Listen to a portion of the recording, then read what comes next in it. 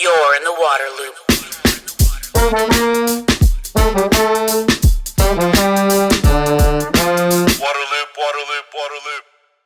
Waterloop is a nonprofit media outlet made possible in part by a grant from Spring Point Partners.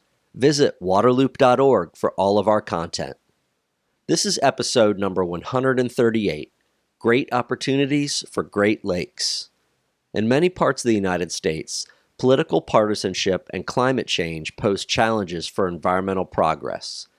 Meanwhile, the Great Lakes have shown to be a place for rare bipartisan support for investing in clean water and healthy communities. Also, climate change could offer silver linings for the region, such as a longer growing season for agriculture and as a refuge for people migrating from impacts like drought or sea level rise. These opportunities are discussed in this episode with Joel Brammeier, President and CEO of the Alliance for the Great Lakes. Joel also talks about progress in cleaning up highly polluted areas, combating invasive species like Asian Carp, and engaging communities in shaping water projects.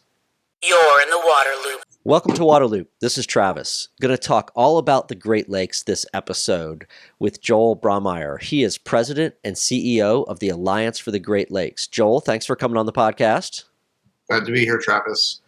Yeah, so I've had a decent number of episodes about Great Lakes topics or communities around the Great Lakes. I'm really excited to get your perspective kind of from where you are and kind of as an organization that tackles issues across the Great Lakes region.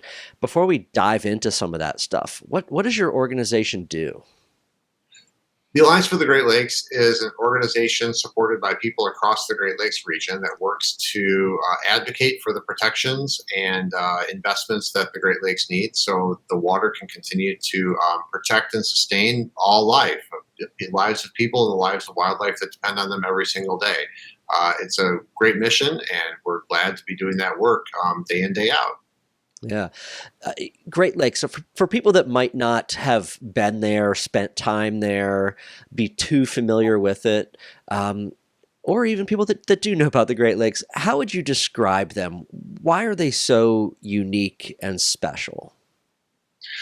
Well, even if you do live in the Great Lakes region, sometimes you miss just how big and impressive this region is. From the western end to the eastern end, roughly from Duluth, Minnesota to Montreal, Quebec, we're talking about a watershed of more than 1,000 miles wide and a massive amount of fresh water. In fact, there's nowhere else in the world where this many people live this close to this much easily available fresh water. So the Great Lakes are critical for our outdoor economy. They are a critical source of drinking water for more than 40 million people in 2 countries.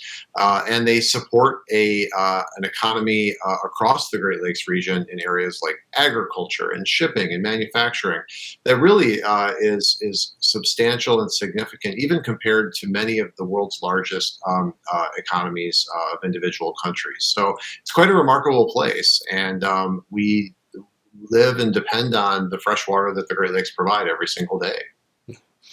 I want to focus on like 2 big buckets for this conversation. One bucket is success stories and like progress that's been made in the Great Lakes region.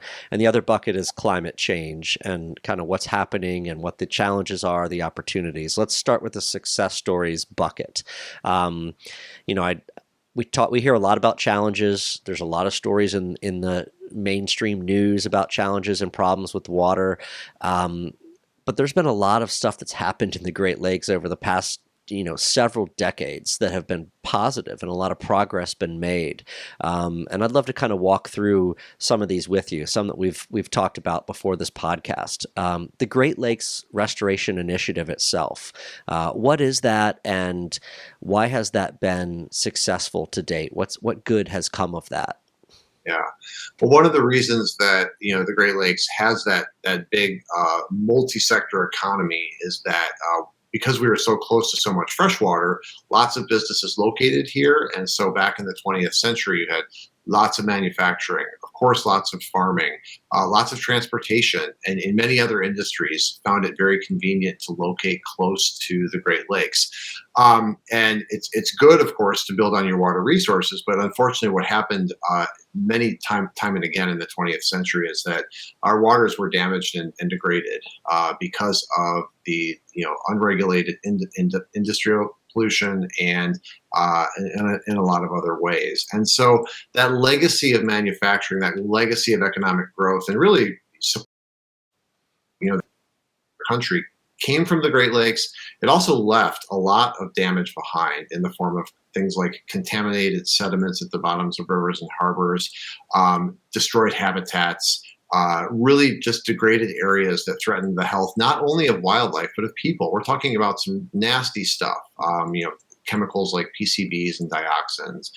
And so the Great Lakes Restoration Initiative was really rooted in this recognition that, hey, we've caused a lot of problems in the Great Lakes region that is making it impossible for communities to thrive around water, right? You can't invest in and grow a waterfront community if the waterfront is contaminated with cancer-causing chemicals. And so back in the late 80s, the countries of the United States and Canada agreed that they were going to commit to cleaning up some of these hardest hit areas. They became what are called areas of concern.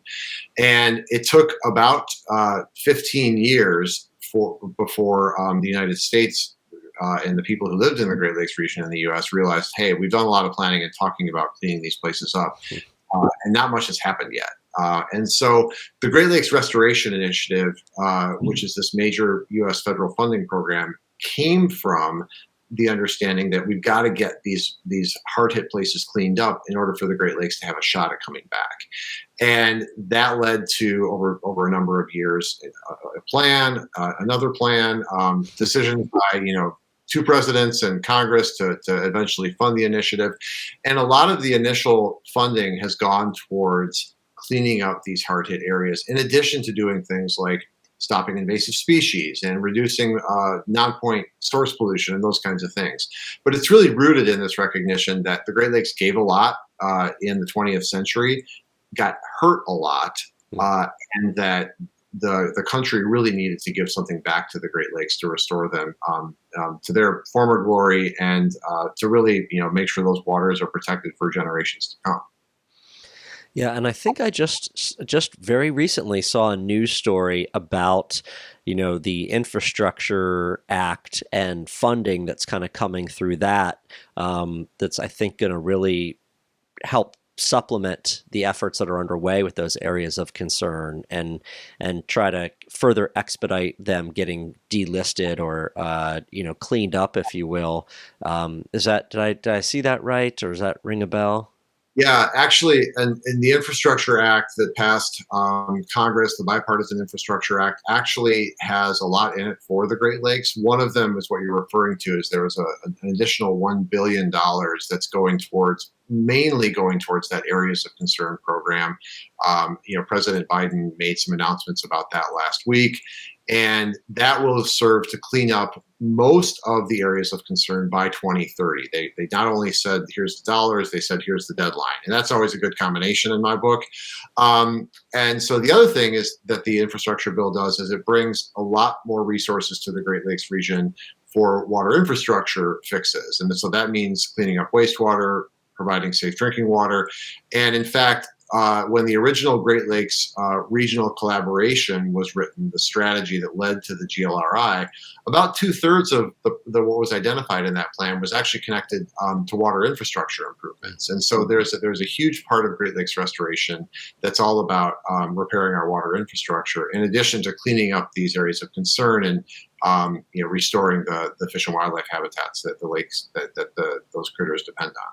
Yeah, I remember when I was at EPA and EPA headquarters in DC from like 2011 to 2017. It seemed like we all had a lot of news about delisting or these areas of concern. It was just like always one of them that was getting knocked off that list. So, like you said, this is a good area of progress and a lot of good success stories around that. One of the things that you mentioned was invasive species. And that's been, in the news for a long time when it comes to the Great Lakes. What's the story there, and how has progress been made on that front? Unfortunately, the Great Lakes were known as ground zero for freshwater invasions, not just in the United States, but globally. The Great Lakes have had more than 180 invasive species found in the lakes. Many of them have caused extensive damage to the lakes over the last 150 years. And invasive species are really a consequence of how the Great Lakes have become more and more connected to the global economy. So you had the openings of canals initially in the 19th century that linked the lakes to other waters.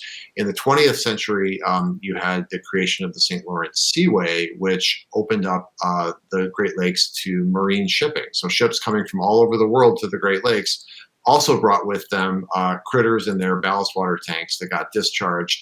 Then there effectively were biological pollution. We think about pollution as chemicals that need to be reduced. Biological pollution, like invasive species, gets into the lakes and then it reproduces and it never goes away. And so critters like the zebra mussel and the quagga mussel and other organisms have reproduced and caused extensive damage to the Great Lakes. Why do we care? Because the Great Lakes, a huge part of the Great Lakes economy is based in outdoor recreation. So the invasion of species that aren't supposed to be here, when they can outcompete native species for food and they do a better job of reproducing, they can quickly take over the lakes. The zebra mussel carpeted the lake bottom in short order within a few years during the mid 80s. And are still causing hundreds of millions of dollars of damage to the lakes every year, in addition to the ecological consequences. And so stopping them from getting into the lakes is a really big deal. The good news on that front is that, number one, there are now requirements in place to actually install ballast water treatment systems on board ships that enter the Great Lakes. And so if a boat is coming in from outside of the region, a cargo vessel has to install ballast water treatment and meet a certain standard in order to make sure that no new invaders get discharged into the lakes, or to dramatically reduce the risk of that. That hasn't been the case yet for ships that only move in freshwater and move invasive species across the region. That's an area of current policy development. And then the other good news on that front has been that the Congress, in the culmination again of a lot of work over a lot of years, recently funded the initial construction of protections against invasive carp, which are another specific species moving toward Lake Michigan through the Illinois River. And the initial protections that are being built there southwest of Chicago have been funded, at least for the first phase of construction, also as part of the infrastructure bill. So that's really good news as well. So we're kind of eternally vigilant on invasive species, because the only way to prevent the damage is to keep them out in the first place. Once they're here, it's really almost impossible to stop them from the scourge that they are to the Great Lakes. But there has been a lot of progress made on making sure that new invaders don't get in, even as we still deal with the consequences of past invasions. Yeah, very interesting. I grew up going all the way to the far end of Lake Ontario, where the Thousand Islands are, kind of the St. Lawrence River, and I remember from back then till now, the water clarity, how it's been impacted by, I think, the zebra mussels. Like, the water is so clear now, which isn't necessarily a good thing, right? They've taken a lot of like those lower parts of the food web out, and that just has cascading effects. Yeah, I love looking out I live in Chicago, and so I look out on Lake Michigan all the time, and I love the blue water, but I also have nagging thought in the back of my head. I know that the reason it's like that because the zebra and quagga mussels have cleaned out all the food out of the water. And so that the energy in the water or the food web is very different than it was 30 years ago. And unfortunately, there's no going back. We do have to manage better with what we've got. Yeah. We've touched on this Infrastructure Act a couple times and mentioned Congress. And one of the things that you identified is that some of the bipartisan support for Great Lakes restoration is also a success story. Obviously, in our country these days, we don't see a lot of bipartisan work, right? We're in a hyper-partisan environment. Could you talk about that issue and how there has been bipartisan support for work in the Great Lakes and what that's meant? If you're an environmentalist, I think you have to be kind of an eternal pessimist and optimist at the same time. It's hard to figure that sometimes because we're very aware of the challenges facing our water environment, and things like global climate change bearing down, water shortages in other part of the world, and that can be that can feel very depressing. I think in the Great Lakes region, we have seen the benefits of bipartisan commitment to clean water over the course of a couple of decades. The Great Lakes Restoration Initiative, for example, always secures substantial bipartisan support from across the Great Lakes region. Anytime that program has been tipped for a potential cut, like we saw under the Trump administration from the White House, there is massive outcry from both sides of the aisle that is not a program that you want to pull back on. And that's always really impressive to see. So it feels very positive to know that legislators, decision makers across the Great Lakes region see the benefits of those Great Lakes restoration investments in their communities. And they're different across the region, right? One community might be cleaning up a terrible area of concern with cancer-causing chemicals. Another one might be, dealing with the fact that their entire shoreline is hardened and they've lost all the habitat for the fish that their outdoor economy depends on, right? And so the investments might be for different things, but those thousands of projects are showing the benefits to those decision makers across the region, and that's really important. I've also been encouraged by the bipartisan support for water infrastructure investments. And so the GLRI, the Great Lakes Restoration Initiative, funds that restoration work. We saw, of course, bipartisan support in the Senate for the water infrastructure bill, but closer to home, you're seeing an understanding, that I see from Great Lakes mayors across the board, regardless of what party they're in. They understand there's got to be a substantial federal role in investing in repairing these water systems that are just frankly broken down and outmoded.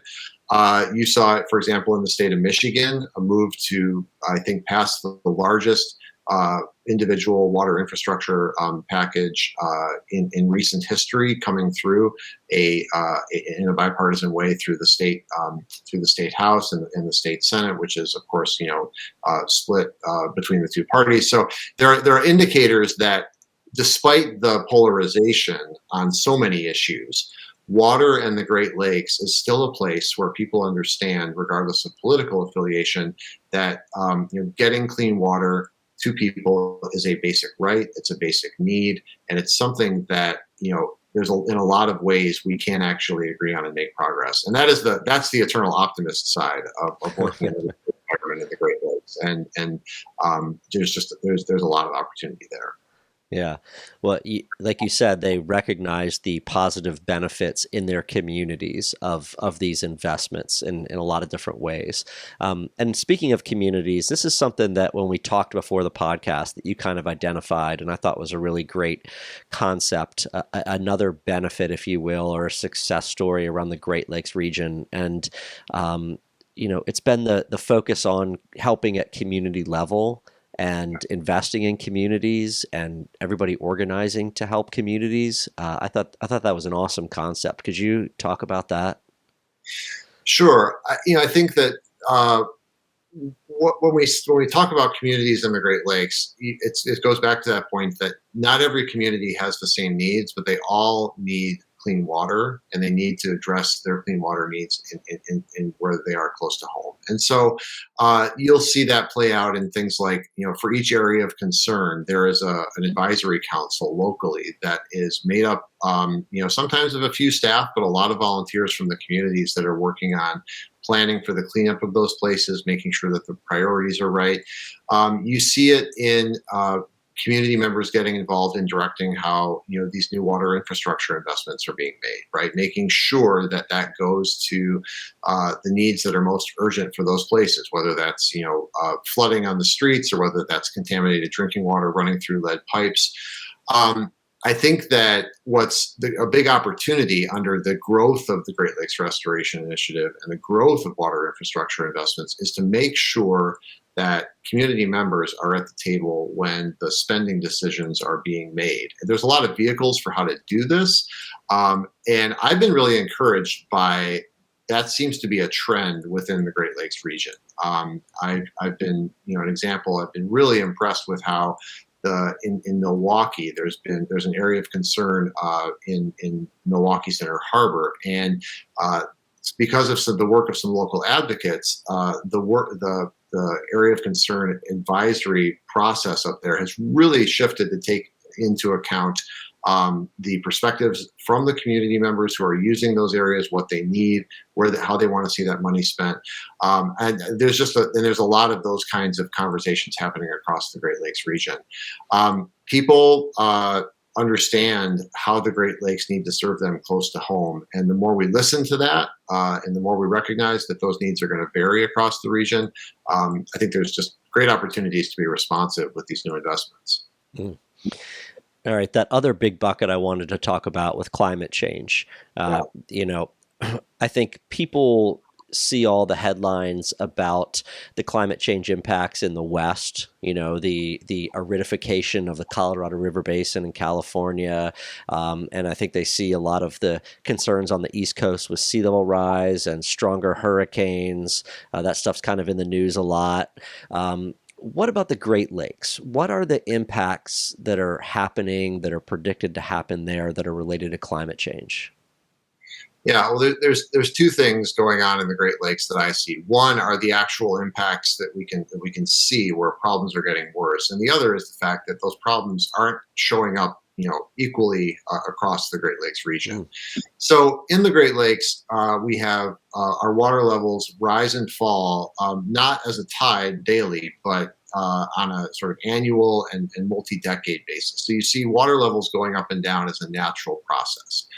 Unfortunately, what we're seeing over the last 10 years is a sort of much more dramatic and extreme changes. So while the water levels hit a new record in 2020, that wasn't the big story. The biggest story is that came only 7 years after the water levels were at a record low. And so you're seeing extreme shifts in water levels. And when you're talking about, for example, in Lake Michigan, that's happening across a 6-foot trajectory. Communities are really ill-equipped to deal with water levels that change that much that quickly, and so that's a big challenge for the Great Lakes. We're seeing average water temperatures rise dramatically, and what's really scary about that is that the biggest rises are happening in the northernmost lake, Lake Superior, and so that has consequences, and that can lead to changes the habitat for fish. So species that could thrive in a lake before won't be able to if average temperatures continue to rise. With the warming water, you also see better conditions for things like algae blooms. Algae blooms are a huge problem for the Great Lakes, and in fact, they've gotten so bad that in 2014, a toxic algae bloom actually shut down the city of Toledo's drinking water system for 2 days, somewhat famously. But those algae blooms are still happening every year in large lakes, and they are getting worse as a result of warming water. There's lots of other ways that that climate change is having an impact on the lakes, flooding and water availability and all that. But the second part of that story is that that's not necessarily of impacting everybody the same across the region. In cities where you have these extreme high water levels that sort of rise up all of a sudden, in the course of 1 or 2 years, you might have waves crashing into residential apartment buildings located on the shoreline, flooding the buildings, knocking out power. In many times, this is happening in places that are lower income communities, and that's a huge problem. You're seeing, of course, when you have water level or water temperature increases, you're putting places that really rely on the outdoor economy are being put at great risk, because if the species or the ecological profile of those places changes, it can have a huge impact on the fishery. So across the Great Lakes region, you're starting to see the impacts of climate change add up. And unfortunately, we are going to have to live with those changes that have been baked in by global climate change, and we're going to have a real challenge adapting to that. Yeah. On the other side of the coin, I'm wondering about opportunities that climate change could present for the Great Lakes. That sounds strange, right, to say, but again, in some of our conversations before this, you identified some ones that really caught my attention. So, what are some of the potential silver linings that could come out of climate change in the region? Well, number one, I think it's important that whatever we do about climate adaptation in the Great Lakes, nobody gets left behind, right? So, this is people talk about the safer parts of the country, and whether Michigan is safer than California, and if Michigan's a climate refuge, and all that. I think this is a great opportunity to just check ourselves on that and say, first things first is we've got to make this a safe and welcoming place for everybody, people who live here and people who might come here in the future, right? And so the water environment is a great place to start that. Like, let's take the example of agriculture, right? So the Great Lakes region has phenomenal quality agricultural land, obviously has access to easily accessible fresh water that's also pretty cheap, probably cheaper in some places than it should be, and certainly in some places more expensive than it should be. That, if you have a longer growing season because of a changing climate, that could lead to more intense agricultural use. Economically, that could be a good thing for the Great Lakes, right? That could increase the economic activity generated by agriculture. It could create more jobs. It could be a plus on that side. On the downside, if we don't address the fact that agricultural pollution is causing the greatest water quality harms to the Great Lakes right now, then that problem is only going to get worse. So there's an opportunity there to say, yeah, we've got lots of clean water, and we've got a longer growing season and great soil, and we're going to encourage through the growth in the agriculture sector, but we're going to do it in a way that makes it really clear that we've got to grow clean water at the same time we're growing food. And so I see this, these kinds of climate adaptation scenarios are an opportunity not only to take advantage of what might be coming our way, is an unfortunately due to the fact that our global climate is changing, but it's also an opportunity to fix the damage that's being done right now and make sure that we're not only adapting by trying to attract new uses, but we're actually doing that in a way that reduces the damage that's happening today and creates a more sustainable system overall. And you could repeat that for other sectors like wastewater, like manufacturing, right? All of those sectors that can take advantage of the fact that we have so much accessible fresh water. There's also an opportunity there for everybody to do a better job of making those processes cleaner and more sustainable for the people who are here now and the people who may move here in the future. Yeah. The idea I think you kind of touched on there was the Great Lakes as a refuge almost, right? As people might look to escape the arid West or the hurricane-prone Southeast where I'm sitting, and and the hotter temperatures, and kind of go back to the Great Lakes. There's obviously been a big exodus, right, as people moved out of a lot of those upper Midwest cities over the past bunch of decades and so forth. What possible, potential is there for this kind of, inbound migration to the Great Lakes, and what that could mean for revitalizing some communities and so forth? Well, as I've learned more about this idea of climate migration, what I've learned is that people move for a whole variety of reasons, right? They move for family, they move for culture, they move for jobs, and they may move for weather and water also, but it's usually not the only factor in that decision. And so I think that what we've got to focus on, through the Great Lakes lens, is making this region through water a welcoming region to everybody who lives here now and to everybody who might come here in the future. And so what that means to me is we look at our drinking water systems, and the reality is that our drinking water systems are not providing safe drinking water to everybody consistently. That's often concentrated in communities of color and communities that are lower income. And so we can't amplify that harm by simply sort of showing off the Great Lakes as a climate refuge. We've got to fix those challenges, make those systems more equitable, and make them also at the same time more welcoming to people who might move here, right? And so we want to encourage people to come back to the Great Lakes, but we want people to come back to a region that is safe and welcoming for everybody. And I think there's, again, huge opportunities in the water sector to make that happen. I think that the idea of the bigger picture of the Great Lakes as a climate refuge, it's a long-term one, right? One of the differences between the Great Lakes and, say, the arid West or the hurricane-prone Southeast is that we've got more time, right?